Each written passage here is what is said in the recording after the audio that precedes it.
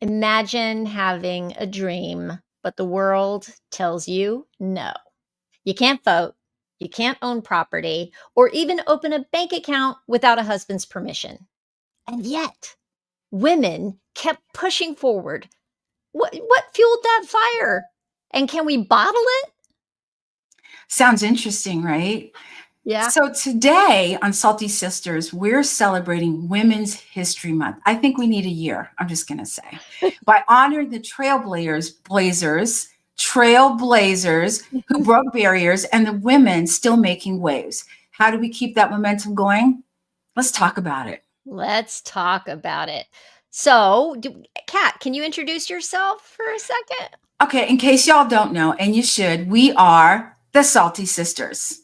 And I'm the freaking fabulous Kat Corchado. I am a proud military veteran and the founder of Small Space Pilates, where I feel like everybody has the right to feel good in their body. And I'm also the sister of, her. Every time. I guess wrong every time.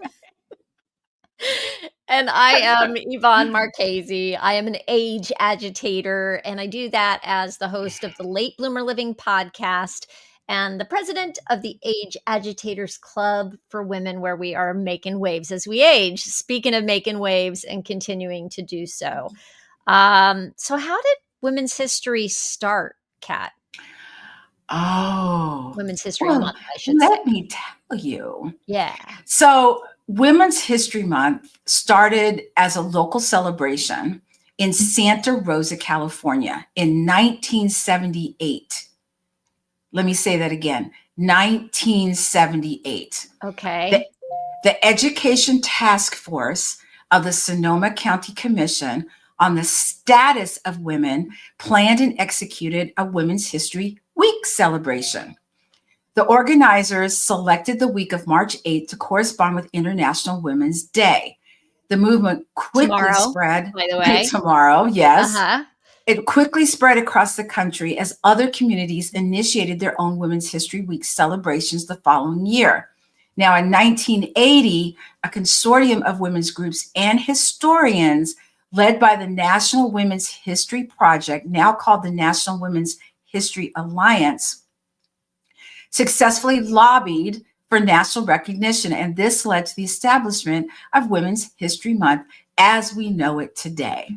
Ta-da! We didn't even plan that. We're such sisters.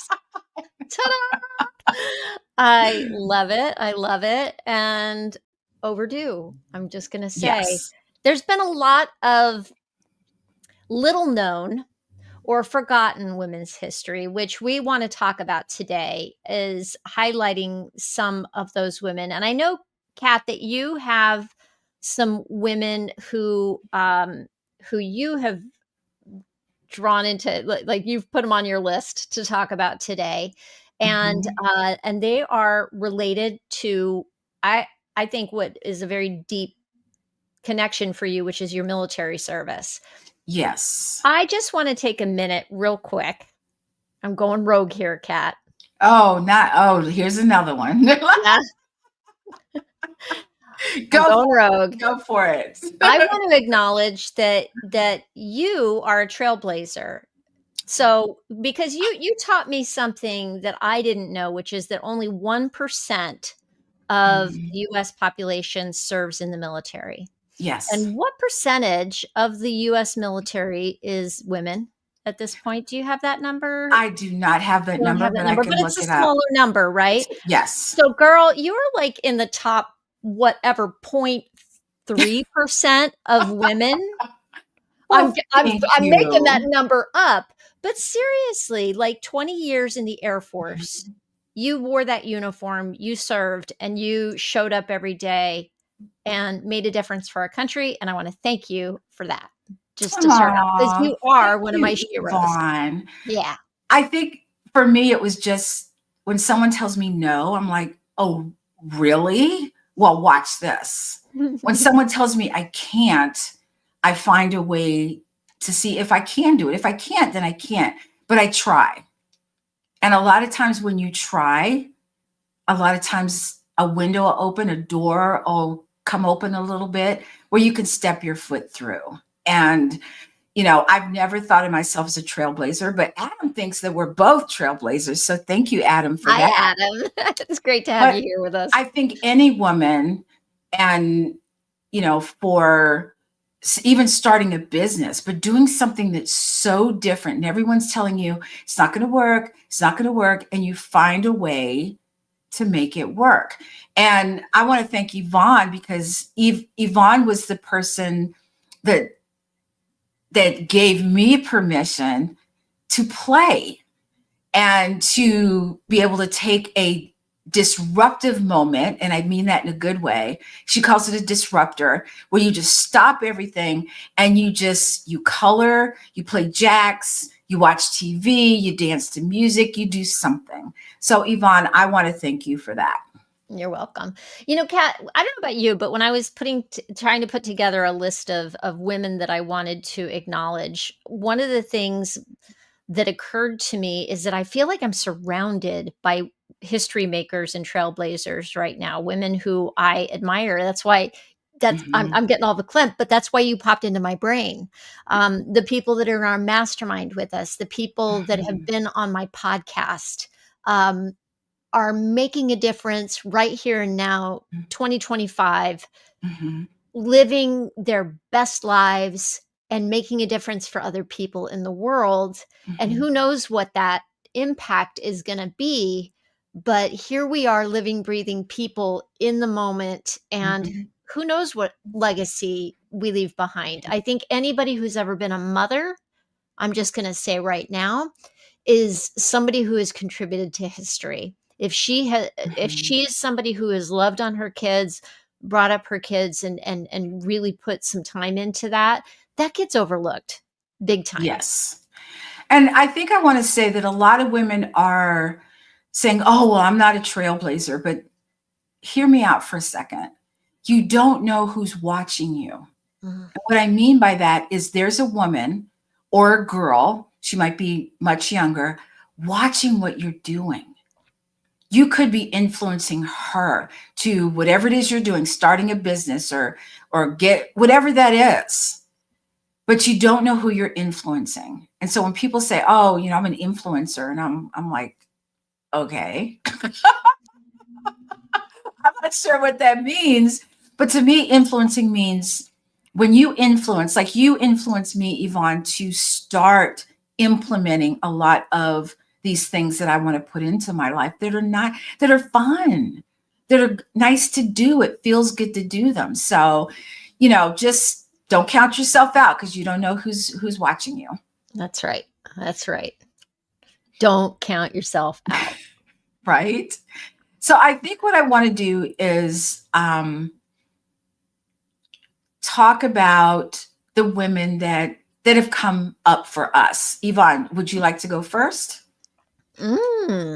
Yes, I would. Sure. So one of the people that I found, this is a fascinating story, by the way.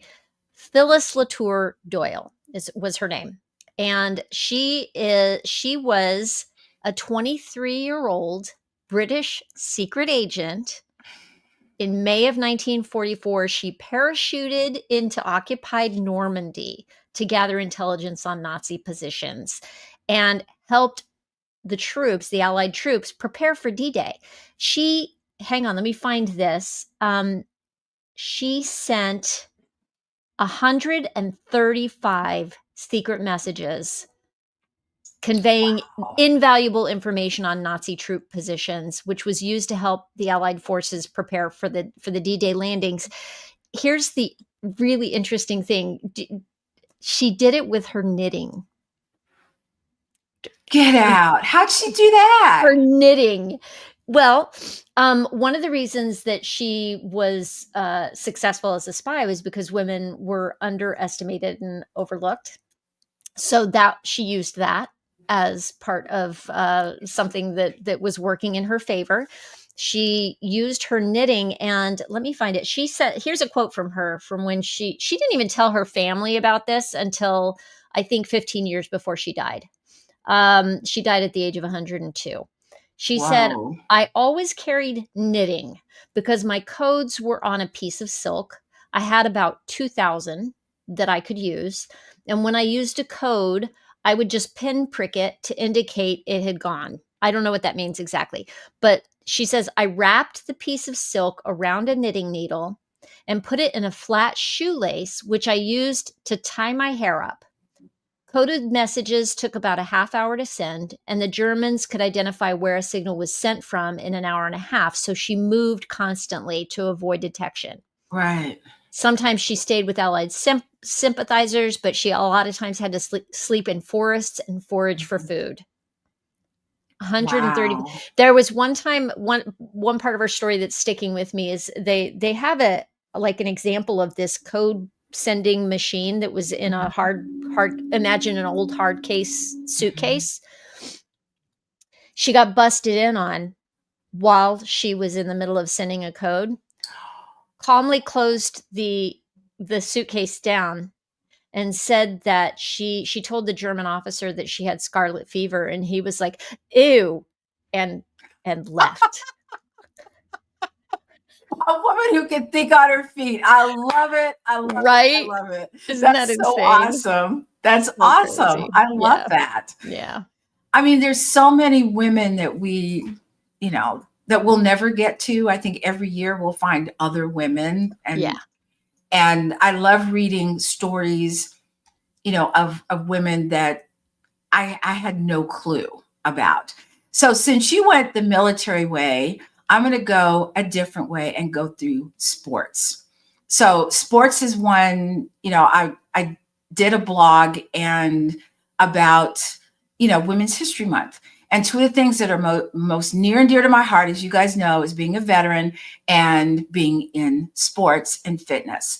So my first woman that I want to highlight is Wilma Rudolph. Now, she was considered the fastest woman in the world in the 1960s and became the first American woman to win 3 gold medals in track and field during a single Olympic Games.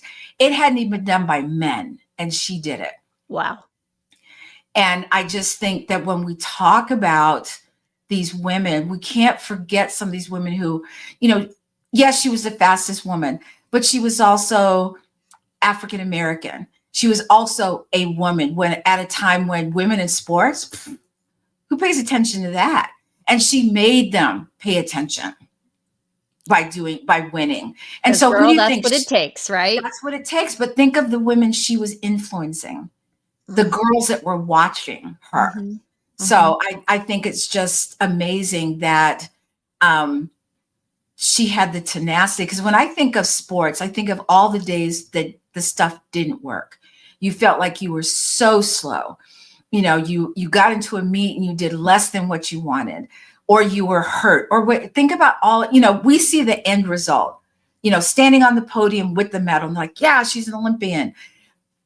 But think of all the days when it didn't go her way and she still got up, dusted herself off, and kept it moving. And that's what women do. That's what women do. We have a little pity party for a minute and then we're like, okay, done with that. Let me keep it going. I'm a full disclosure right here. I had a little pity party in my kitchen this morning. Full on. It's the way things are going in this world. Party. I call it a full out temper tantrum. That's really what it was. Husband had to talk me down a little bit. I'm not going to say. He was like, I know what your next book is, The Angriest Woman in the World. I was like, I think you're onto something. Anyway, as you were talking about her and her accomplishments, I just want to acknowledge the existence, and I can't remember when it was brought into existence, was Title IX. And how important that is for girl athletes now, and how many more examples do girls have now because of Title IX? Was Title IX in place for you when you were in school? It actually came into play while I was playing sports. Gotcha. And I want to say it was the early 70s. That sounds right to me. Yeah. Yeah, like 72, 73, somewhere in there. Yeah. If anyone knows the exact, if you could let me know. I'm not if I'm wrong, I'm wrong, and I'll apologize. But I think it was the early 70s. That So sounds in I the was a zone. direct, because men, their teams were getting all the money, but they didn't have to give the same amount of money for girls' teams or women's teams. Mm-hmm. And so after that, things changed for the better, I have to say. So I'm so eternally grateful that Title IX was a part of my history, I'm going to say. Yeah, it's a big deal. When you have opportunities that get put in front of you, somebody that I had on my podcast, oh goodness, I'm not prepared for this. Oh, I'm having a brain fart and her name just went right out of my head. Oh, I might come back to this in a second. I guess what my point is that until you see something in front of you that an example that says that's possible, oh, if they can do that, maybe I can do that. And Yes. you have access to the opportunities to do it, then that creates so much more of an opening for people who are more like, I'm just going to say more like me. I'm not such a trailblazer that I'm just going to be like, like a spy in World War II, that I'm going to go fly into Normandy, parachute into Normandy. I know I'm who not, does that, right? right? Who does that? And how can you hold yourself up to those standards, right? But when regular people are given opportunities, that is a beautiful thing. Well, That's I all. think you I'm don't gonna know get off what my you don't soapbox. know. Sometimes people put something in front of you and you're like, oh, I'm not sure.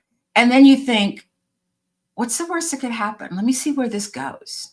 Yeah. So the door opens this much and you open the door this much for other women to come with you. That's what I love, is pulling up other women with you as you go. Yeah. Every time And you succeed, you show somebody else the way towards that, just by existing, absolutely. Yeah. just by being you in the world. You Like you mean being said, a you never salty sister? being a salty sister. Exactly.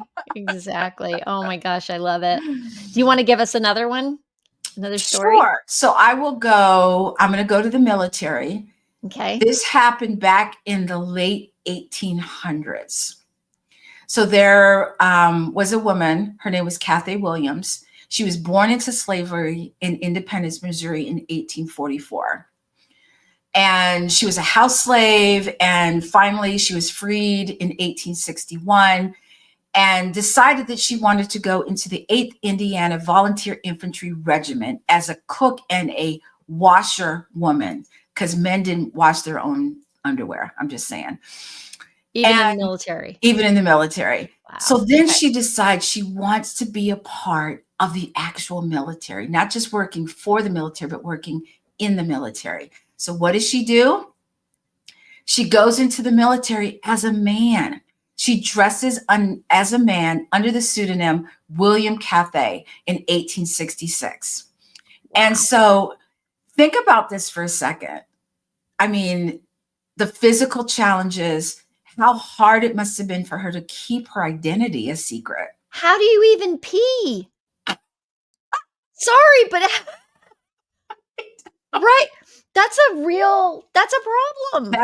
Well, I mean, we won't talk about the monthly secret thing, Right. Yeah. I mean, it just astounds me.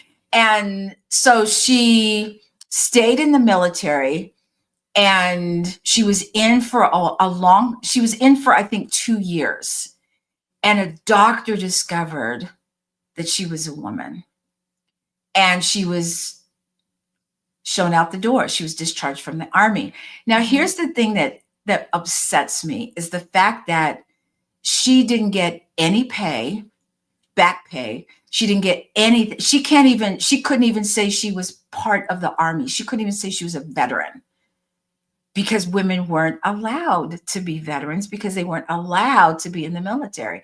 But this woman said, I'm going in. I don't care if I have to look and dress. I'm trying to think of how she changed her voice, Yeah. But apparently she did. So kudos to her, man. She wanted to do it and no one was going to stop her from doing it except the doctor. Now, it doesn't go into, how can I say, detail of how the doctor found out or why she was in, to see the doctor, but the Yeah. doctor found out about her. Yeah. Mm. Mm-mm. I know. Wow, that's incredible. I know. I mean, how badly do you want something you say, I don't care. I'm going to do this one way or the other. I mean, what extremes are you willing to go through, Yeah. to get to a endpoint? And I want to do this. What hurdles are you willing to climb over to get to that? Because So it's not going to be inspiring. easy. Yeah, very inspiring. Yeah. Adam Well, you says got that it Yvonne. reminds him of the movie Just One of the Guys and Yentl. Yeah, Yeah. yeah, Yeah. absolutely. Yeah. Holy cannoli. All right, I I got know. one for you. We're gonna branch over into the science field. Ooh, It was hard to choose because there's a lot of there's so women much. who Yes, have there's so much. contributed to what we now know. But this was a cool story. Rosalind Franklin, she was born in 1920, died in 1958, was a British chemist and an X-ray crystallographer. No idea what that means, but It sounds cool though, it does, right? doesn't it? I'm a Like, what do you do? crystallographer. I'm a crystallographer. Yeah. And they So go, oh, cool. I don't know what that is, but fascinating. She managed to get herself to college, which would have been unusual at the time. It was she went to Newnham College in Cambridge in 1941, graduated with a degree in natural sciences. She earned her PhD in physical chemistry from Cambridge in 1945, was focusing on the microstructures of coal and graphite. Um, After working in Paris and honing her X-ray crystallography skills, she joined King's College in London in 1951, and that's where she made significant discoveries about DNA and was a massive contributor to the idea of the DNA helix. Felix, yeah. And so for years, her role in the discovery of DNA structure was underappreciated, go figure. But recent evidence, including previously overlooked documents, suggests that she was an equal member of a quartet who solved the double helix, along with James Watson, Francis Crick, and Maurice Wilkins. And just amazing, besides her work on DNA, she also conducted important work on the structures of viruses, and particularly the polio virus. That's a So trailblazer. right? Yeah. Amazing. So she made really lasting contributions to science and biology in ways that, have just been overlooked, Overlooked. I under think talked about. Let's say under yeah, talked under about. talked about, yes, or maybe not even known, Mhm. because we don't read books anymore. I still do. But I think one of the things that I find when I talk to certain people, and they always talk about, the standards. Like even when I was in the military and women in combat, they're like, oh, we got to keep up the standards. You know what I think? I think women raise the bar. The bar's here. The women go surpass the bar to here. Now the men have to keep up. Okay. Okay, so it's making me think of a story that you told last year, I think, which was the mail, how the women, how the Oh, the 6888. the 688, and Yes. I know there's a movie about it now, which Mhm, hooray, I don't know if it was any good, mhm, I did not get to see it, but, um, an amazing story, and yay, they finally made a movie about these women, but you mhm. know the history here, I'm putting you on the spot, I Kat. do. Oh, I guess you are. So I think it was during COVID, and there was an article that I read on my phone about how the women of the 6888 were denied a congressional gold medal. And I was like, wait, what? Women denied? Hello, let me read this. So apparently it was during these women, let me say this first, they are considered heroes in keeping up the morale in World War II. So imagine for a moment, if you can, that you are thousands of miles away in another country. You're fighting for your country in another country. You are not, now keep in mind, there were no phones, there's no email, there's no internet. The only connection you have to your home, to your people, is mail. Now imagine you've gone 2 to 3 years with no information from your family, no letters, nothing. So several regiments had come in prior. They don't say whether they were male or female. They just said several regiments had come in and could not, how can I say this? There was like a They male couldn't do the mission. backlog, right? There was like a It was 2 to backlog 3 of the years. mail? It was 2 to 3 years of mail. They went and they gave it to these women who were a minority. They were all, they say they were all Black, but there were minority women of pretty much in there. Mm-hmm. And they, the leader kept saying, and I forget her name, she kept saying, we're ready. We need a job. We're just sitting here training for no reason. So they gave, and this is my opinion, this isn't in the books anywhere, I don't even know if it's in the movie, they gave these women this huge undertaking, hoping that they would not succeed. An impossible task. They gave them 6 months. Task. They gave them 6 months. You've got 6 months. Not only did they complete the task, they did it in 3 months. 3. Now, 2 to 3 years of mail backlog that nobody else could fix, and they fixed it in 3 months. They did back-to-back 12-hour shifts for 3 months and sorted all of that mail. Now, here's the part that gets to me, okay, is the fact that these women saved the morale of all the soldiers that were, think of World War II now, think of it. Yeah. Of what was happening during that time. And they were denied, I believe, twice. For whatever reason, I don't know. Yes, they did. Okay. But I do believe that the last living member of that regiment had died during the making of the movie, I believe. Don't hold me to that, but I think I read that somewhere. Wow. Yeah. Wow. So imagine going over to a different country, number one.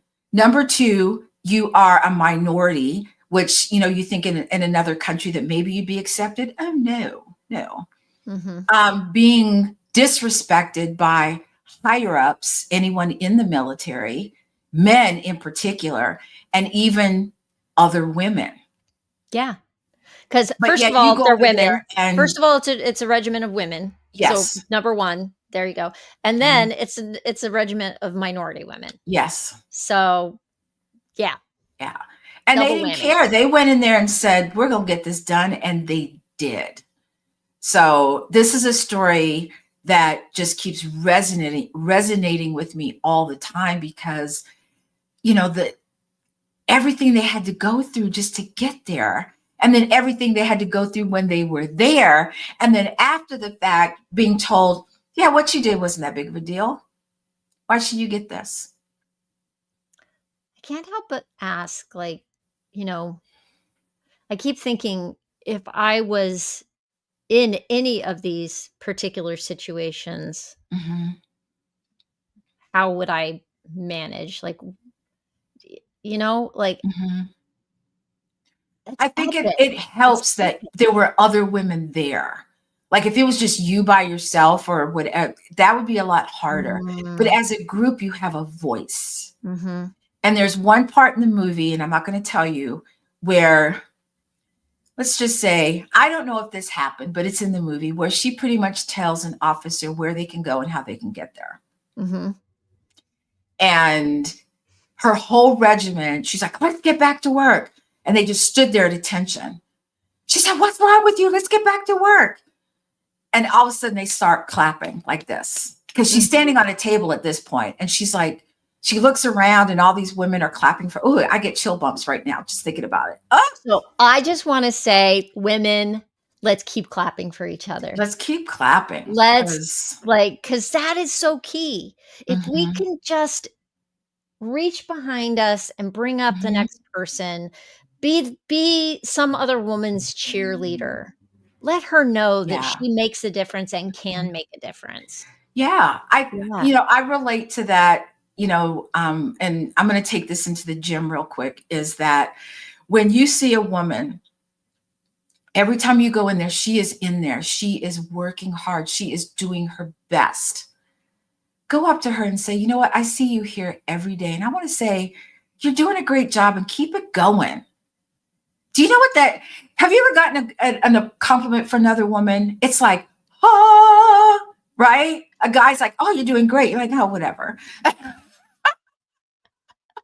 But a compliment from a woman is amazing. But that's what we need to do. Say to a woman, I love your outfit, and mean it. Don't Yes. say it if you don't mean it. No, But, I made friends with this woman, actually. She ended up giving me her card and her phone number when I went out to dinner on Friday night with John, because I sat down and I looked over at her and she had on these great glasses, and then I mhm, realized that, like, whatever else she was wearing, she looked great, mhm, and she's an older woman, and how often do older women get mhm. compliments? You know? Yeah, So when exactly. when I see something and when I see somebody and they, look awesome to me, or they've done Mhm. something that I wanna let them know, "Hey, I see you," Yeah. and Yes. because told her, "I like your glasses," she looked over at me, she's like, "I like your glasses," because I had on my red glasses, I was like, "Well, thank you," Yeah. and, it started like a whole thing. We both realized we're Yeah. both from Texas and, you know, have a deep love of Mexican food, and Isn't that amazing though? All you started off was with the compliment, yeah. And I think we need to do that more often, for if nothing else than for each other. Because it takes a confident woman to tell another woman, to give another woman a compliment, I believe. Mhm. If you're comfortable in who you are as a person, I can compliment women all day long. I have no qualms about it. Yeah. Because, if you work that hard to put an outfit together that's banging, I'm gonna tell you about it. I'm gonna be like, girl, you look good. I'm just gonna say you look good. So Yeah. And I wanna say too, be the person who talks other women up when they're not in the room, yes. you know? Yes. Talk up the women around you who are making a Mhm. difference, and let's keep the buoyancy going. Tell the Yeah. stories. Tell the Yeah. stories of badass women Yes. that you know or that you've heard Yeah. of, you know? Yeah. Saying I need to take you and meet this woman. I had there Connect was a, them. Ooh, yeah, that's another good idea. Yes. yeah. Mentor them. Yeah, absolutely. Yeah. I think one of the best things I heard was a woman who said that her daughter wanted to be a doctor, and her mom admired her, what do you call it, general practitioner? I guess that's what you call them now. And she took her daughter to the general practitioner, who was female, and her daughter was asking all these questions, and her mom was a little embarrassed. And so the doctor said, hey, we have some kind of thing where a kid, a child can, go with you on your rounds and stuff, as long as it's, appropriate. Would you like to do that? And she was over the moon about how far do you think that went with that little girl? I Amazing. think she was like 10. Yeah. So, when you do things like that, you have no idea what your child is capable of when you do things like that. No idea. I love this. Adam put a comment in, said Dolly Parton and Debbie Gibson are bad A's. They've been standing up to men for decades. Yes, they have. I love some Dolly. I just do. Yeah. She's so real, and she's just like, And I don't gracious. care. How And does she do it and always come yeah, off as just gracious and I funny, know. and That's just, she's ugh, just she's good on her feet, man. she is good on her feet. Yeah. I want to, did you want to go next, or I've got another one lined up? Well, I just have to say, Adam just sparked something for me. I'm going rogue again. Adam just sparked something for me because he, in the mention of Dolly Parton, I was thinking of her interview with Barbara Walters, and Barbara was like, "So why do you dress like this? Why do you don't have to. You're talented. You're Mhm. successful. What is this?" And it was a very, like, side eye, kind of judgmental from another woman, like Mhm. implying that you look trashy. Mhm. And I think Dolly's thing I can't remember exactly what her response was. I know she's famous for saying something like, "It costs a lot of money to look this trashy," you know, I I know, I but know. it was something like that, and the way she came back was both gracious and a good Mhm. solid answer back to Barbara Walters, you know? Oh, yeah. So, she not only stands up to men, but she was Mhm. standing up to another woman who was throwing a little bit of Mhm. shade right in the middle of a public Absolutely. interview, you Yeah. know? Yeah, you gotta know how to she's really good at tiptoeing around that and still keeping her graciousness and still being Dolly, Mhm, and I love mhm. that. Adam also talked about Tina Turner Mm, was oh, man, yeah. what she had to go through and standing up to someone who at one time loved, someone she was married to, and leaving, not knowing what was next for her, and having the best career, even with her husband, even more so than with her husband, than she ever dreamed of. Yep, yep. So, Revenge. Tina. Success is the best revenge, and Adam put the quote Mhm. in for me, "It costs a lot of money to look this cheap."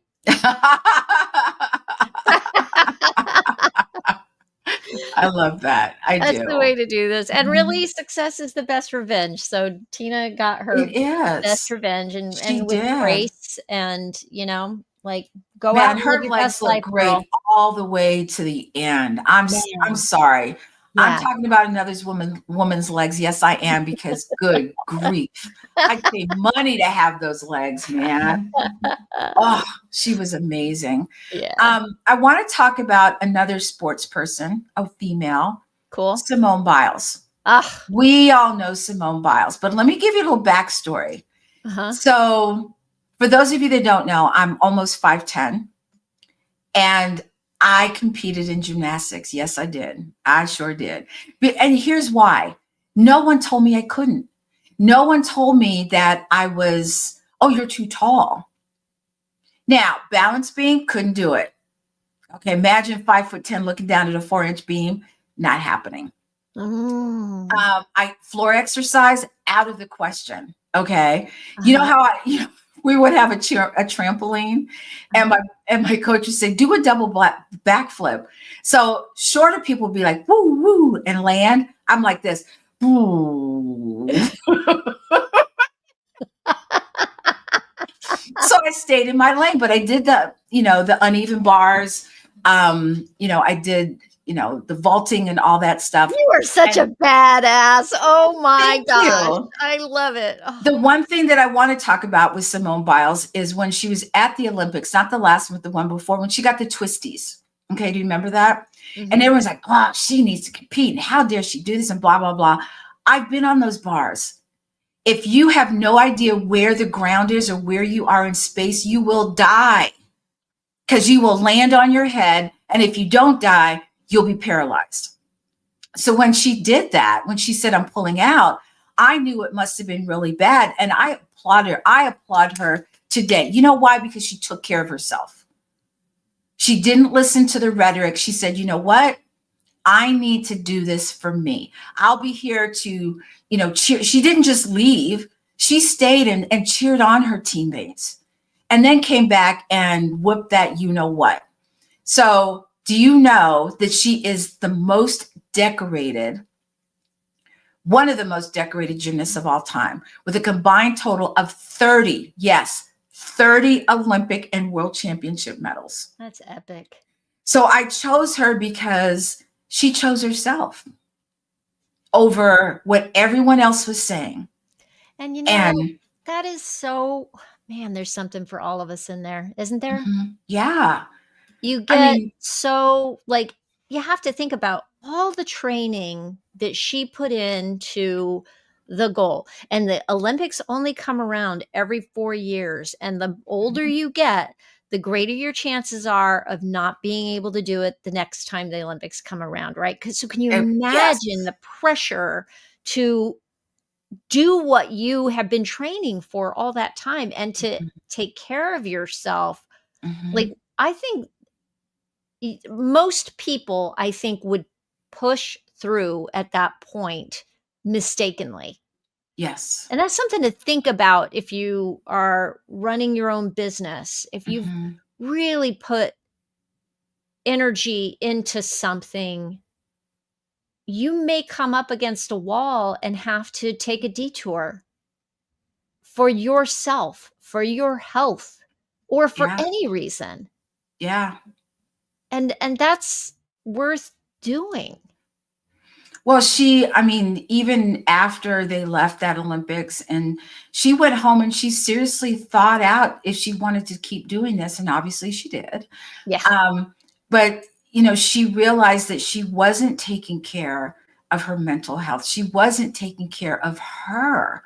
Mhm. Other people were probably taking care of her, but not the way she needed. It's easy to say, "Oh, just this once, you can do this," blah blah blah.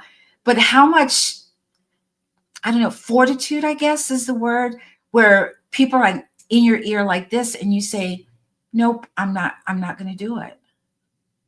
I'm not going to put my life on the line because you think I should." So I Oh, have the utmost respect for her for doing that. absolutely. Yeah. Okay, so I'm gonna say we're coming up, we're pretty far into our time Mhm. here, and there's Mhm. been a few things that we've talked about that have I just wanna kind of come back to them.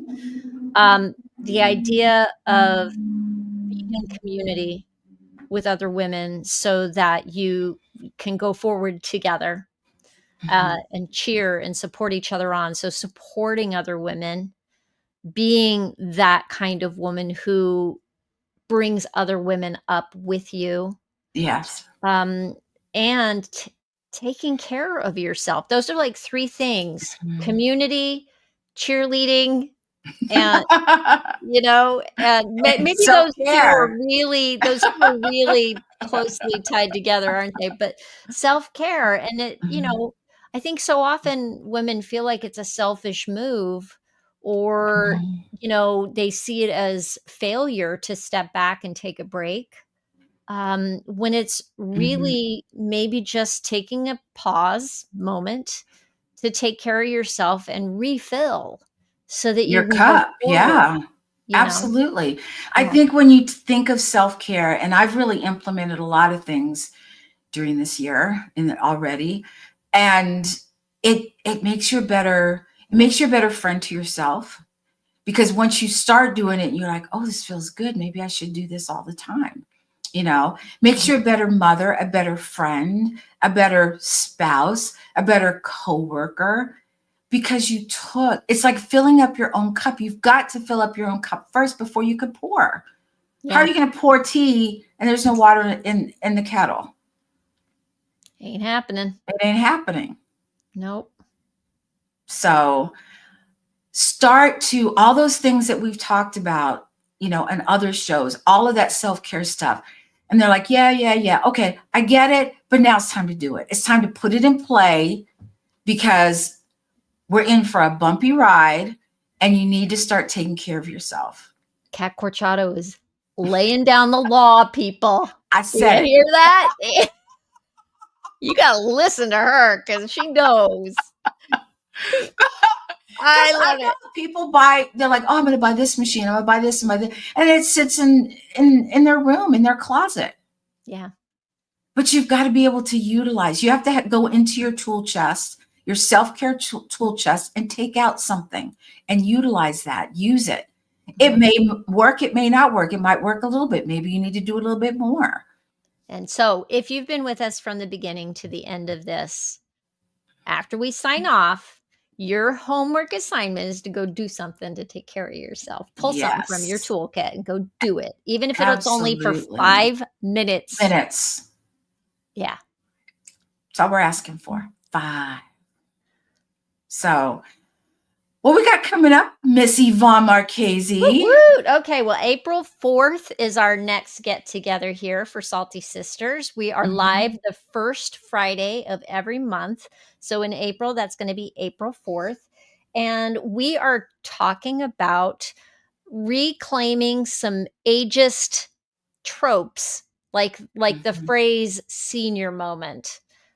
I think we all know how we feel about that and what that Mhm. means. Maybe there's a different way to look at senior moments. So we're going to talk about those kinds of things in April. I can't wait. I love it. Yeah. I want to thank everybody. Thank you, Adam, and Jack. Hi, Jack, for commenting. This is always an amazing conversation. Do a little lookup of women. Of it's Women's History Month. Just take a gander. Just take a look and see of all the women, and scroll through until you find when you kind of go, wow, because we are bad A's. We are. And if you don't know it by now, I'm one, Yvonne's one, you should be one too. Believe in who you are. Believe in that secret sauce you've got. Because you do. Because you do. Because you Yes. do. I Mhm. guarantee you've got secret sauce. Whatever's coming Yes. easy to you, that other people Mhm. there Other is people somebody struggling. looking at you going, man, how does she do How that? does she do I that? guarantee you. All right, guys. So until then, stay salty. Stay salty. Bye. Bye.